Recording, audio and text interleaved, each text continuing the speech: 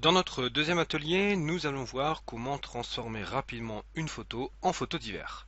Pour cela, on va ouvrir notre photo de référence. On va prendre laquelle? Celle-ci, voilà, qui me paraît bien. Et nous allons utiliser le fameux photomasque de filtre.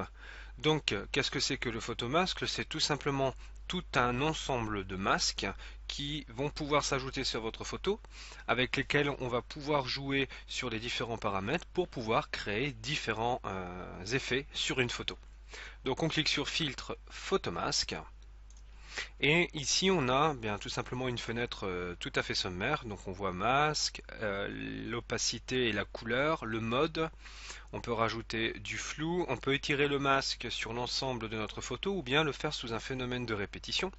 Et ensuite, je peux inverser la sélection et ici, créer une rotation de mon masque. Pour pouvoir créer un paysage d'hiver, on va donc cliquer ici sur le petit dossier jaune et on va ajouter déjà dans un premier temps un effet de brume. Donc on va chercher après brume, voilà, PF brume et on fait ouvrir.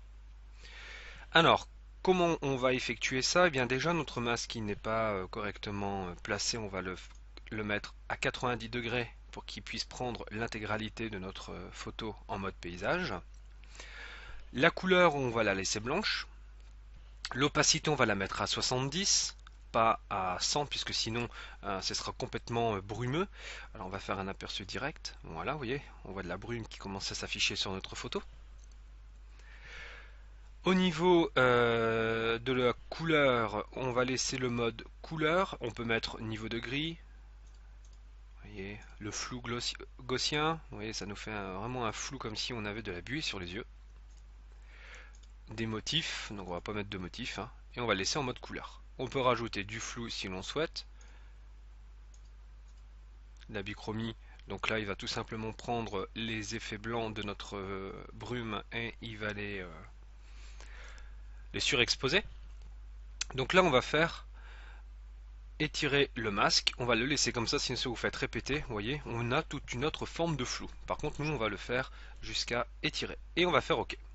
Donc là on a bien notre flou qui a été, notre brume qui a été appliquée à notre photo. Maintenant on va rajouter des flocons.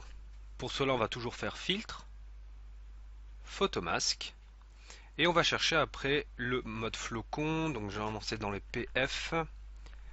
Voilà, donc flocon, il est là. Et là on a un preset ici de notre flocon. Donc on fait ouvrir, et là vous avez vu si on fait un aperçu direct du flocon, on a ici les effets qui s'affichent sur notre photo. Alors pour cela, au niveau du flocon, on va prendre une couleur blanche, on va le laisser comme ça. L'opacité à 100 pour qu'on voit une meilleure présence de notre flocon.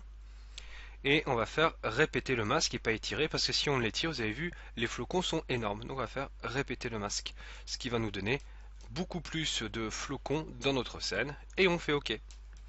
Maintenant pour simuler un effet de givre, eh bien on va toujours cliquer sur filtre photomasque, et on va prendre flamme. Alors où est-ce qu'il se trouve?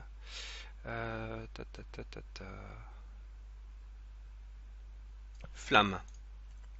Et on fait ouvrir. Alors pourquoi je prends flamme? On va faire étirer. Ça vous avez vu, ça nous fait un comme si on avait frotté la fenêtre.